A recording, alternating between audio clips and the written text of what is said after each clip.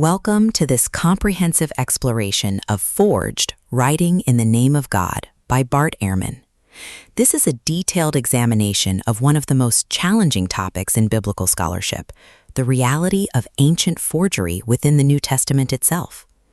Over the next 10 minutes, we will uncover how many books of the Bible were not written by the people traditionally credited as their authors, why ancient Christians did this, and what it means for how we understand Scripture today.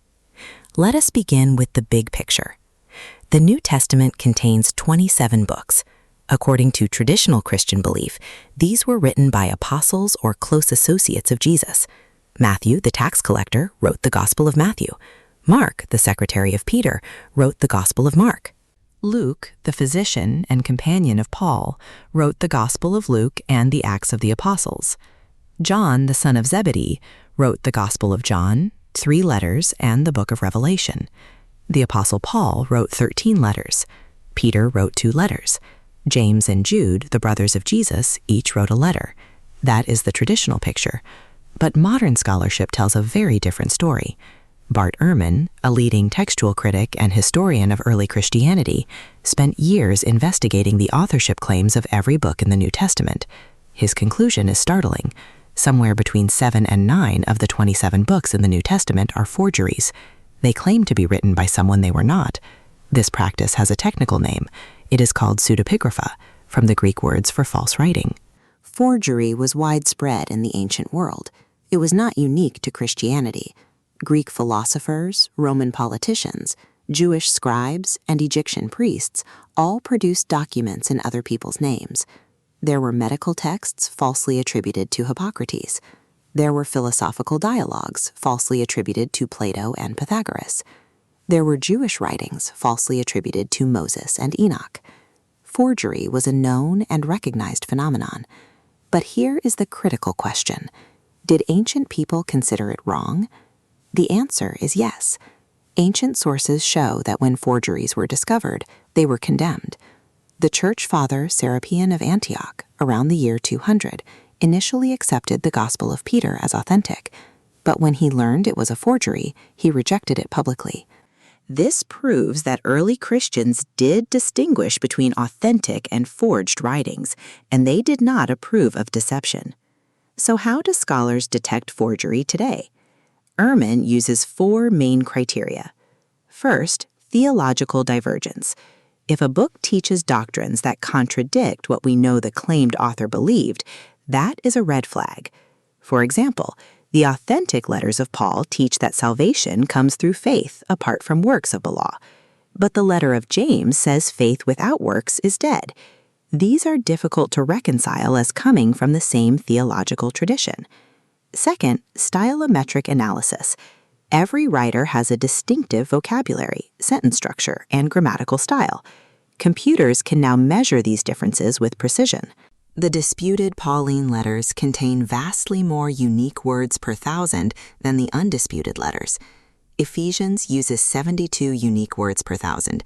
Colossians uses 78. 1 Timothy uses 95. Compare this to Romans at 42 and 1 Corinthians at 46. These differences are statistically impossible to explain by chance or changing circumstances. Third, historical anachronism. If a book describes events, institutions, or church structures that did not exist during the lifetime of the claimed author, it must have been written later. The pastoral epistles, 1st and 2nd Timothy and Titus, describe a church hierarchy with bishops and elders that did not exist in Paul's time, around 50 to 60 CE. They reflect the church structure of the early 2nd century, around 100 to 120 CE. Fourth, manuscript attestation. If early church fathers who knew the claimed author never cite a book, but later fathers suddenly begin quoting it, that suggests the book did not exist during the author's lifetime. 2 Peter is the clearest example. It was the very last book admitted to the New Testament canon, finally accepted around 367 CE.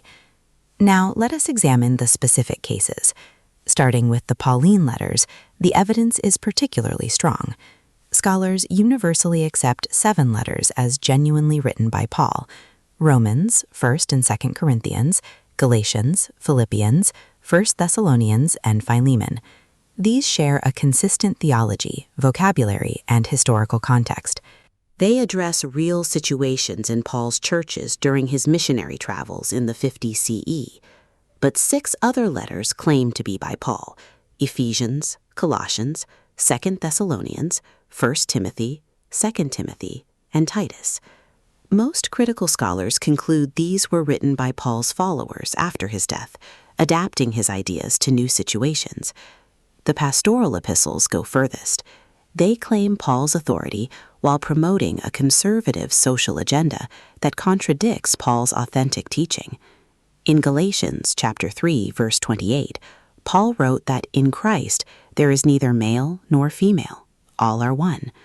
But 1 Timothy chapter 2, verses 11 through 12 commands women to be silent and prohibits them from teaching men. This is a direct contradiction. The forger invoked Paul's name to impose patriarchal control that Paul himself had rejected. Moving to the Petrine letters, the case against 2 Peter is among the strongest in the entire New Testament. 1 Peter is also disputed, but 2 Peter is almost universally regarded by critical scholars as a forgery. The Greek style is radically different from 1 Peter. It references Paul's letters as scripture, a status they did not achieve until the 2nd century. It describes the delayed return of Jesus as a problem the church is facing, which places it after Peter's death in the mid-60 CE. And perhaps most tellingly, 2 Peter chapter 3, verses 15 through 16 references the letters of Paul. But Peter was a Galilean fisherman. It is extremely unlikely that he could read or write Greek at the sophisticated level displayed in this letter. The church historian Eusebius, writing in the early 4th century, noted that 2 Peter was among the disputed books, and it was the last letter admitted to the canon. The letters of James and Jude face similar challenges. The epistle of James uses elegant Greek prose, but James was the brother of Jesus, an Aramaic-speaking Galilean peasant. Could he have written such polished Greek? Most scholars doubt it.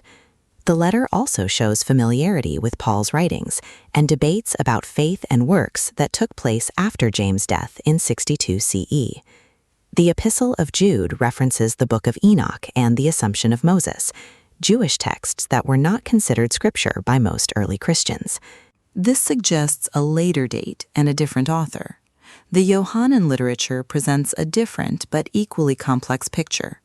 The Gospel of John, the 3 letters of John, and the Book of Revelation are traditionally all attributed to John the son of Zebedee. But they differ so radically in Greek style, theology, and historical perspective that they cannot share a single author. The Gospel of John and 1 John may come from a Johannine school or community, but 2 John and 3 John claim to be from the elder, a title distinct from John the Apostle. The Book of Revelation was written by someone named John, but he identifies himself as a prophet on the island of Patmos, not as one of the 12 apostles. The Greek of Revelation is among the worst in the New Testament, while the Gospel of John is written in relatively sophisticated Greek. These cannot be the same person.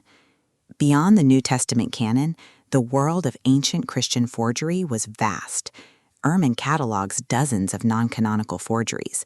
The Gospel of Peter, which blames Jews more than Romans for Jesus' death, the Acts of Paul, which includes the famous story of a baptized lion, the Epistle of the Apostles, an orthodox forgery presenting post-resurrection dialogues, the Clementine literature, a massive novel claiming Peter's authority while attacking Paul, and the Apostolic Constitutions, 4th century documents claiming to be from the apostles themselves while establishing church law that contradicts what we know of early Christian practice. These forgeries were not marginal. They shaped Christian belief and practice for centuries. This brings us to the most troubling question. Why did ancient Christians forge documents? Ehrman identifies 6 major motivations. First, to win theological disputes. Forgers invoked apostolic authority to settle debates about doctrine, church structure, and ethics. Second, to combat anti-Semitism. The forged letter of Barnabas viciously attacks Judaism, claiming Jewish scriptures were never meant for Jews. Third, to promote church unity. Ignatian forgeries promoted the rule of a single bishop as divinely ordained. Fourth, to enforce sexual ethics. The Pastorals suppress women roles, while the Acts of Paul and Thecla promotes female celibacy. Both claim Paul authority for opposite positions. Fifth, to fight Gnostic controversies. Both Orthodox and Gnostic Christians forged documents to support their views. The Gospel of Thomas claims to record Jesus' secret sayings. The Epistula Apostolorum counters Gnostic claims with forged apostolic testimony. Sixth, personal vendettas. The forged Clementine homilies viciously attacks the Apostle Paul while claiming Peter's authority. The ethical paradox runs deep. The pastoral epistles condemn liars and deceivers. 1 Timothy chapter 1 verses 9 through 10 lists liars among the worst sinners. Yet the pastorals themselves are forgeries. The forger denounces deception while practicing it. How did ancient Christians justify this? Ehrman traces the concept of the noble lie, going back to Plato's Republic, where philosopher rulers are permitted to use beneficial falsehoods for the greater good. Some early Christians adapted this reasoning. If a lie served God truth, they believed it was justified. The end sanctified the means. The canonization process itself was slow and contested. It was not until the year 367 that Athanasius of Alexandria listed the exact 27 books of the New Testament for the first time. The criteria were not modern historical critical ones. They were apostolicity, whether a book claimed to be by an apostle, orthodoxy, whether its content matched accepted teaching, and widespread use, whether churches had been reading it. These criteria favored forgeries that had been circulating for generations. By the time scholars developed tools to detect forgery, these books were already sacred scripture. The implications are profound. For Ehrman, recognizing that the Bible contains forgeries does not destroy faith, but it does demand honesty. He distinguishes between what believers can maintain and what they must confront. Believers can still view the Bible as inspired because inspiration does not depend on human authorship. They can find value in the theology and ethics of these writings, even if the claimed author did not write them. They can see the canon as a human process, guided by providence through fallible people. But they must also confront the reality that books claiming to be by Paul, Peter, James, and John were written by people pretending to be them. Some of these forged books teach doctrines the real apostles would have rejected. Doctrines like women's subordination, church hierarchy, and delayed second coming theology rest partly on forgeries. And biblical inerrancy is impossible if the Bible contains deliberate falsehoods about authorship. The New Testament is not one book, but a library of 27 books written by many hands over nearly a century. Among those hands were forgers, people who believed so passionately in their cause that they were willing to lie about who they were. Understanding this does not diminish the power of these texts, but it does demand that we read them with open eyes and critical minds. This has been a presentation of The Religion Project, exploring forged writing in the name of God by Bart Ehrman. If this topic has challenged your thinking, there is a book that takes this exploration even further. AWOMEN, A Serious Look at Religion, written by Rondi Pottinger, builds directly on the scholarship of Bart Ehrman and other leading biblical critics, including Richard Carrier and Reza Aslan. This is not a casual read. It is the result of 15 years of painstaking research into the origins of religious texts, the African roots of biblical stories, and the hidden history of how Scripture was assembled. The book contains QR scan codes throughout the text, linking directly to video references and source materials, so you can verify every single claim for yourself. It covers the complete timeline of how Scripture was written, which books of the Bible actually originated in Africa, the striking similarities between the story of Jesus and earlier mythological figures like Horus, Mithras, Krishna, and Dionysus, and the teachings of Jesus compared to the ancient Egyptian principles of Ma'at. Each chapter is meticulously referenced with academic sources. You can find AWOMEN on Amazon. If you want to understand the full scope of biblical criticism, the African origins of world religion, and the 15-year journey of research that connects all of these dots, this book is an essential resource for your library.